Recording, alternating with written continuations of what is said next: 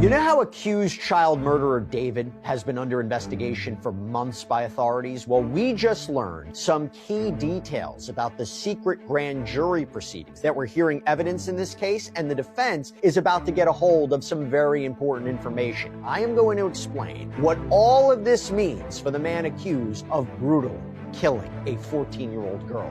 Welcome to Sidebar, presented by Law and Crime. I'm Jesse Weber. A used pool, bought new, still smelling of plastic, sitting in an evidence photo next to a chainsaw, heavy-duty laundry bags, and a body bag. A shopping list that reads less like a receipt and more like a confession written in hardware store barcodes. That's the visual that opens this case file. Not a crime scene, but a Home Depot run allegedly made by a man about to become one of the most closely watched murder defendants in America. This is the case of David, the musician known to millions as D4VD. Now facing first-degree murder charges, continuous sexual abuse of a child under 14, and unlawful mutilation of human remains, in connection with the death of 14-year-old Celeste Rivas Hernandez. Before we go further, understand this. David has not been convicted of anything. Under the law, he is presumed innocent, and everything from here forward is what investigators allege, not proven fact. If you want cases built strictly on public record, no speculation, no sensationalism, just the paper trail, this is what the Hidden Case Files does. Subscribe now because the details in this one only get more precise. Here's the official account, as laid out by the Los Angeles District Attorney's Office. Prosecutors allege that David was engaged in a sexual relationship with Celeste, a minor. They allege that on April 23, 2025, he lured her to a rental property in Los Angeles, stabbed her, and allegedly stayed as she died. What followed, according to investigators, was a calculated attempt to erase her from existence, dismemberment, concealment, and a body ultimately discovered inside a Tesla registered to him, sitting in a Los Angeles tow yard, found the day after what would have been Celeste's 15th birthday, inside a black cadaver-style bag, a decomposed head and torso. Beneath it, in a separate plastic bag, her limbs. Let me explain. Let me put it into context.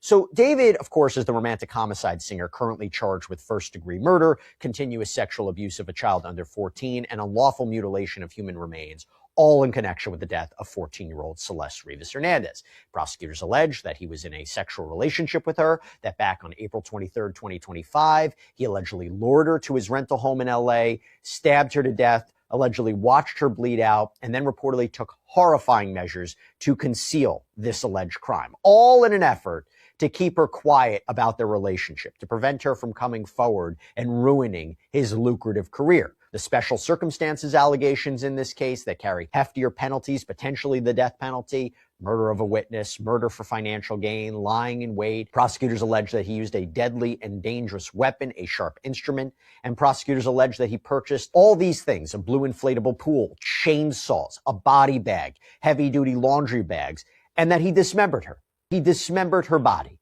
that he made suspicious trips to the Santa Barbara County area, that he lied to friends and associates about the alleged smell of decomposition at his place. And we know that September 8th, 2025, that was the day after what would have been Celeste's 15th birthday, where her dismembered, decomposed body is found reportedly in the front trunk of a Tesla allegedly registered to David at an LA tow yard. And at the tow yard, detectives apparently opened the Tesla's front storage compartment, find this black cadaver bag. It's covered in insects, and inside the bag, this is where they discover a severely decomposed head and torso. And then this plastic garbage bag, apparently beneath the black cadaver bag, is what contained the dismembered arms and legs. Horrifying. I'll also add that authorities say that Celeste's ring and pinky fingers on her left hand had reportedly been amputated, and neither. Investigators have said her left ring and pinky fingers were never recovered. A body engineered to disappear. That's the phrase to hold on to because it's going to matter again. The special circumstance allegations attached to this case, murder of a witness, murder for financial gain, lying in wait, are not decorative legal language. They exist because prosecutors believe this wasn't a crime of passion. They believe it was a crime of exposure control. A 14-year-old who could end a career, silenced before she could speak. So how do you prove a story like that without a grand jury indictment? That's the procedural mystery sitting underneath this entire case. Los Angeles prosecutors had the option to send this case to a grand jury for a formal indictment. A secret process, no defense presence, no cross-examination. They didn't take it. Instead, they're proceeding through a preliminary hearing, a public forum where the defense gets to see the evidence, cross-examine witnesses, and test the state's case in real time. Set for July 21st, that hearing only requires prosecutors to clear a low bar: probable cause. In this case, this is the opportunity for the prosecution to present what they hope is enough evidence for this case to move forward toward trial. It's a low standard. It's a probable cause standard. Kind of see the same thing playing out in the Tyler Robinson, Charlie Kirk case, right? Is there sufficient evidence? Is there probable cause to support the charges for this case to move forward? Now, one of the other reasons this is a big deal is that the prosecutors in LA didn't have to do this. They could have gone the route of a grand jury instead of a preliminary hearing. In other words, they could have had a grand jury indict or formally charge David of the crimes that he's now facing. And remember, a grand jury proceeding is a secret proceeding, usually no input from the defense. Preliminary hearing's different, right? It's public. The defense can present witnesses. They can cross-examine the prosecution's witnesses. They can make arguments. The defense is getting an opportunity to see the prosecution's strategy here. And it's still a question of why prosecutors didn't get a grand jury indictment in this case. Does it mean that there wasn't a grand jury? No. There were grand juries. In fact, there were reportedly multiple grand juries hearing evidence in this case. And perhaps they were investigative grand juries, right? Not in panel per se to get an indictment, but to present evidence, to subpoena witnesses, to get documents, to lock in testimony from witnesses and help the prosecutors lay out their case. Not necessarily to indict, not necessarily to formally charge. Strategy there. Well, guess what? I go to my update. We just found out that there was grand jury testimony. Not proof beyond a reasonable doubt, just enough to justify moving forward.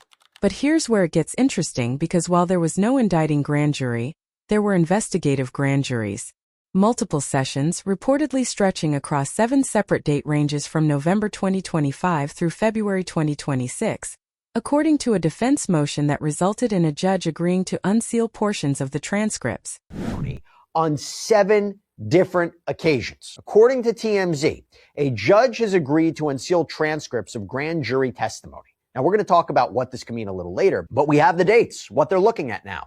November 17th to the 21st, 2025, December 4th to the 5th, 2025, December 8th to the 10th, 2025, February 4th to the 6th, 2026, February 9th to the 11th, 2026, February 20th, 2026, and February 23rd. 2026. So this is really the first time that we got a sense of how many times, at least, grand juries met, for how long, on which days. Now, I want to put those dates into the timeline here, because you look at those dates, and I'm trying to put 2 and 2 together, right? So we know that September 8th is when Celeste's body was reportedly found in the Tesla, okay? But now you're looking at those November grand jury dates. November 2025, that was when it was reported that David was no longer cooperating with the investigation. We know November 21st, 2025 is when the court orders that the LAPD medical examiner's report and information on Celeste's death be sealed, that a security hold is placed to prevent any information from reaching.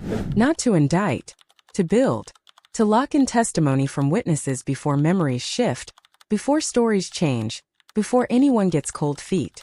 Now overlay those grand jury dates onto the known timeline of the investigation, and a pattern starts to surface. November 2025 is when investigators say David stopped cooperating. It's also when a court ordered the medical examiner's findings sealed and placed a security hold on the information. A lockdown designed, according to legal analysts, to prevent any detail only the killer would know from leaking into public circulation. That same month, grand jurors were reportedly hearing testimony behind closed doors. December 2025 is when Celeste's autopsy was reportedly completed, though it would stay hidden from the public until after David's arrest. The report, once unsealed, described penetrating wounds to the torso, full-thickness dismemberment of the limbs, and a classification of homicide as the manner of death. Grand jury sessions were reportedly happening in that same window, timing that suggests the medical examiner's findings may have been walked directly into that room. Those December grand jury dates, what do we know? Well, first of all, I remember that's when we first started hearing rumblings about a grand jury, by the way. But more specifically, December 9th, 2025, that is when Celeste's medical examination was reportedly completed, but it wouldn't be publicly released until after David's arrest. But that date's key. And by the way, just going to that report, you read verbatim from the summary portion. It says in part, quote, autopsy examination was limited by extensive post-mortem changes. There are 2 penetrating wounds of the torso with smooth edges that may represent sharp force injuries. The wound on the upper abdomen penetrates the liver, and the wound on the left chest penetrates one of the left intercostal spaces with disruption of the adjacent ribs' cortical surfaces. The left lung appears intact. The bilateral upper and lower extremities show full thickness dismemberment. Multiple other skin and soft tissue defects are present without apparent associated internal injuries. The etiology of these defects is not clearly apparent due to severe post-mortem changes. Post-mortem toxicology performed on liver tissue shows the presence of a low level of ethanol, which may be due to post-mortem changes or ingestion and does not appear to be contributory to the cause of death. Given the history and circumstances as currently known by me in the setting of the findings by examination, ancillary studies, and in the absence of other definitive causes of death, the cause of death is multiple. Then February 2026. If November was about locking down information and December was about locking in forensic findings, February looks like the month investigators went after the people closest to David. A man named Neil Langston, described as a friend of David's, was reportedly arrested in Montana for failing to appear as a witness, then brought back to a Los Angeles courtroom, where he allegedly testified before a grand jury for only 30 to 40 minutes. That's not much time to explain much of anything, which raises the obvious question. Did he invoke his right against self-incrimination? Was his testimony limited by an immunity arrangement? Or did he simply not know enough to need more time? February, I think, is the most interesting month, if you ask me, because, as I said, Neil Langston gets arrested. He's purportedly brought back to L.A., seemingly at the courthouse, right? They believe he testified at the grand jury for about 30 to 40 minutes. At the same time, we know that David's family is reportedly being subpoenaed to come testify. I think February is probably the most telling of all months. Am I wrong on that? I mean, what do you think? It seems likely this Leo testified, right? It seems likely, I would have to imagine, that his family testified too. Or, I mean, isn't that what was going on?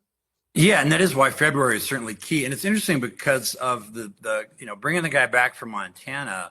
I think one of 3 things could have happened. 1, he takes the 5th, all right? He invokes his 5th Amendment right not to incriminate himself. 2, he lays some kind of foundational testimony, but for whatever reason, they don't go beyond 30 or 40 minutes.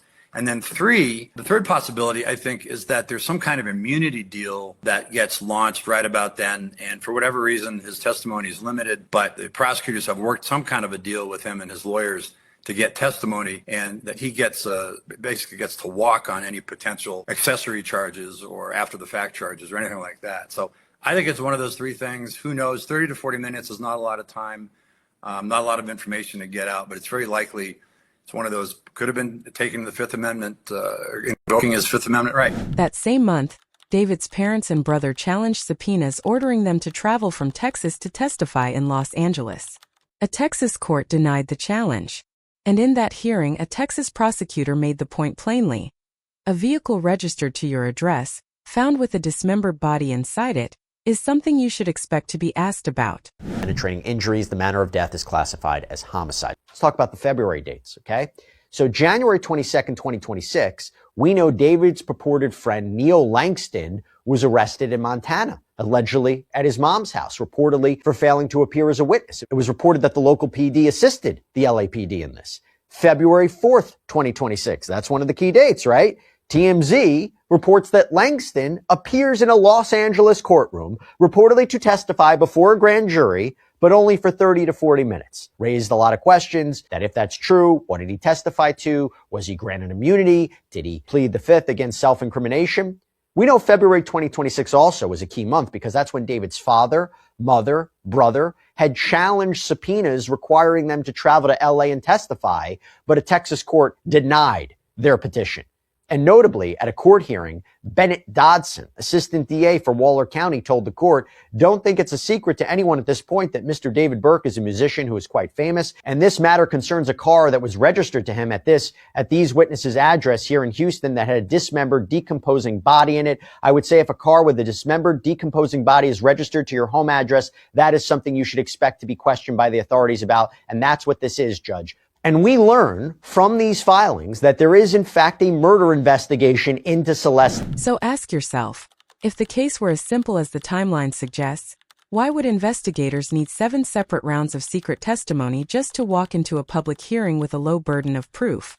What were they still trying to lock down as late as February, 10 months after the murder is alleged to have occurred? That question sits at the center of what happens next, because unsealing these transcripts cuts both ways. For the defense, it's a research goldmine. Every witness who testified under oath before a grand jury created a permanent, recorded version of their story. A version defense attorneys can now compare, line by line, against whatever that same witness says at the preliminary hearing or at trial. If a single detail shifts, even slightly, the defense has a documented contradiction ready to use in cross-examination. It's leverage built entirely out of the prosecution's own paperwork. At least, I don't know if there was other days of grand jury testimony. We'll talk about the specific dates. I mentioned it before. But now that they're going to potentially get the transcripts from these specific dates, why does the defense 2 bites want them? of the apple? What are So they going to got do with them? How is it statements going to help under their oath case? in a grand jury by witnesses for the prosecution, and the defense is going to track them. If they testify, if these witnesses testify differently at a preliminary hearing, at a trial, the defense has prior statements that they can use to challenge them, to impeach them. So for the defense, it's certainly helpful, because if the witnesses deviate even slightly from what they've said, defense is going to pounce on it. So while there is a benefit to the prosecution, the defense is going to get all the witness transcripts. The defense is going to get to pore over them. And by the way, the defense is also getting to see the prosecution's strategy, their theories early on. So there is a benefit for the defense, rather than going, say, right into a prelim or just going right to the grand jury. The defense is watching the prosecutors build their case, and they're going to be able to use those building blocks if and when any of the witnesses differ or stray from them. But the transcripts also expose prosecutorial strategy months before trial, showing the defense exactly which witnesses matter, which evidence anchors the case, and where the state's theory of causation is strongest or weakest. Legal analysts following the case have suggested prosecutors likely won't call every grand jury witness at the July hearing, only enough to clear the probable cause threshold, holding the rest in reserve for trial. A body engineered to disappear doesn't stay hidden forever, not from forensics, and not from the paper trail investigators built one sealed session at a time. There's one more thread that complicates the state's own credibility here. More than a dozen employees inside the Los Angeles County Medical Examiner's office are reportedly under internal investigation for allegedly accessing case files without authorization. An inquiry reportedly connected to premature leaks of details from Celeste's case before the autopsy was ever officially released. It's not evidence of tampering. It's not a chain of custody failure. But it is exactly the kind of institutional stumble a defense team can use to raise doubt in front of a jury, even if it changes nothing about the underlying forensic findings. Yeah, I personally believe the defense, because they've said this too, right? But I think they're really going to challenge cause of death. I think they're really going to challenge the circumstances of what happened at that property time frame. That's where I think they may go, but we'll see. John, before I let you go, I'd be remiss if I just didn't ask your opinion on this other big update in this case. I don't think I've spoken to an attorney about it, but I think it's interesting. So we reported it last week. NBC News reported that more than a dozen employees of the Los Angeles County Medical Examiner's office are under investigation for allegedly accessing law enforcement investigation files without proper authorization. And there is a belief that this is specifically about Celeste, about her death. And we know that there was an unfortunate aspect about this where there was the premature release of details about her death before the autopsy report was even published. And NBC had reported that it may have been the Celeste case that prompted this probe by the Human Resources Department. You tell me your thoughts on this and how it could potentially affect the David case. Right. It's a PR problem for the prosecution. It's an HR problem for the medical examiner. it's not an evidentiary problem. I mean, it's not going to have an effect. Of course, the defense may want to use this to argue change of venue. Big profile cases in LA do not get changed on venue challenges. Yeah, they've got to deal with it. It's unfortunate for the medical examiner. It's unfortunate for the prosecution, but it doesn't have any direct effect on the evidence. Let me challenge you. Couldn't they say, I mean, the defense, I don't know if they would say this, but like, wow, what a sloppy office you're running over there. My gosh, if they're releasing premature details, how can we be 100% sure you guys know what you're talking about with respect to the autopsy? Oh, I do it. Yeah, that's the card I would play. But I think at the end of the day, does it actually affect the chain of custody? Does it actually affect the findings? If they want to raise questions about it, sure. I mean, that's what you got to try if you're the defense team. But in the big picture, I think it's more of it's a PR problem that the prosecution has to manage. At the end of the day, is it going to have a direct effect? Of course, it's certainly a possibility. I just think it's unlikely. A body engineered to disappear was found anyway, but whether the case built around it survives cross-examination is still an open question. If you want to verify any of this yourself rather than take a script's word for it, the medical examiner's autopsy findings and the unsealed grand jury motion referenced in this case are part of the public court record in Los Angeles County. Search the case filings under David's legal name and Celeste Rivas Hernandez, and read them directly. That's the standard we hold every case to here. So here's the question for the comments. With a low-burden preliminary hearing on the calendar and years of investigative grand jury testimony already locked in under oath, do you think this case is heading to trial, or toward a plea deal designed to keep the worst of the evidence out of public view forever? If this breakdown helped you understand how a case like this actually moves through the system, hit like, share it with someone who follows true crime the right way, and subscribe to the Dark Discovery Files. Turn on notifications because when the preliminary hearing testimony becomes public record, we'll be back with the next file.